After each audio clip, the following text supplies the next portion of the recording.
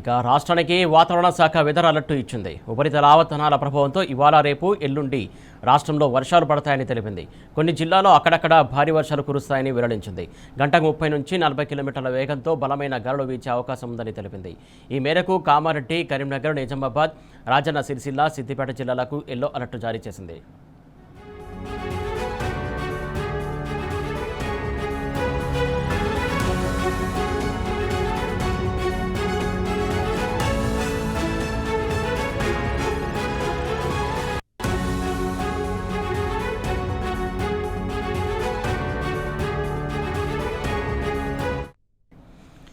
వాతావరణ శాఖ latest updates ఇచ్చింది. ప్రధానంగా ఏదైతే గంటకు 30 నుంచి 40 కిలోమీటర్ల వేగంతో గాలులు కూడా వీస్తాయని చెప్పింది. చాలా జిల్లాల్లో కూడా భారీ వర్షాలు కురుస్తాయని చెప్పేసి చెప్తుంది. దీనికి సంబంధించి తాజా అప్డేట్స్ మా కరెస్పాండెంట్ అరవింద్ ఇవ్వడానికి సిద్ధంగా ఉన్నాడు.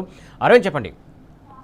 రైట్ సురేష్, ఏదైతే చూసుకుంటే తెలంగాణ రాష్ట్రానికి రాబోయే 3 రోజుల పాటు కూడా కొన్ని ప్రాంతాల్లో భారీ వర్షాలు కూడా నమోదవుతాయంటూ కూడా వాతావరణ అధికారులు స్పష్టంగా తెలియజేశారు. అక్కడ ఉత్తర తెలంగాణ వైపుగా ఇప్పటికే దాదాపుగా కొన్ని ప్రాంతాల్లో కూడా ఎడతెరిపి లేకుండా కూడా వర్షం కొనసాగుతుంది. మరికొన్ని ప్రాంతాల్లో కూడా తేలికపాటి కూడా వర్షాలు ఉంటాయంటూ కూడా వాతావరణ అధికారులు స్పష్టంగా తెలియజేశారు. ఇప్పటికే దాదాపుగా కొన్ని ప్రాంతాలకు మాత్రం ఎల్లో అలర్ట్ కూడా జారీ చేసినట్టు వాతావరణ అధికారులు స్పష్టంగా తెలియజేశారు. అటు ఈశాన్య తెలంగాణ భద్రాద్రి కొత్తగూడెం, ములుగు, మహబూబాద్, ఖమ్మం, హన్మకొండ జిల్లాలో కూడా ఉదయం నుంచి ఎడతెరిపి లేకుండా వర్షం ఉండే అవకాశాలు కూడా ఎక్కువ ఉన్నాయి.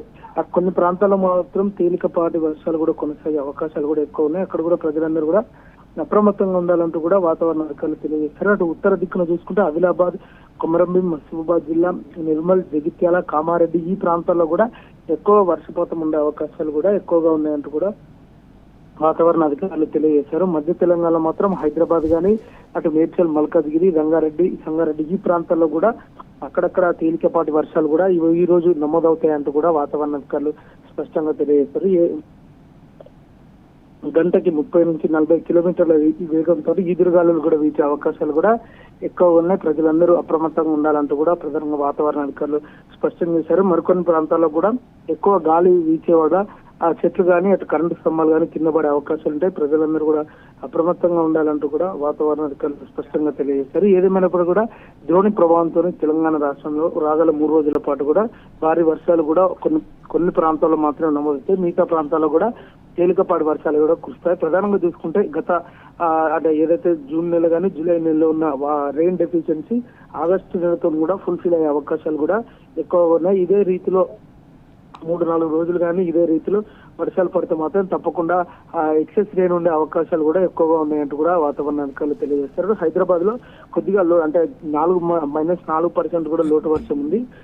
ఒకవేళ వాతావరణం అనుకూలించి మాత్రం ఎడతెరిపి లేకుండా వర్షాలు పడితే ఎక్సెస్ రెయిన్ కూడా ఉండే అవకాశాలు కూడా ఎక్కువగా ఉన్నాయంటూ కూడా వాతావరణ అధికారులు స్పష్టం చేశారు.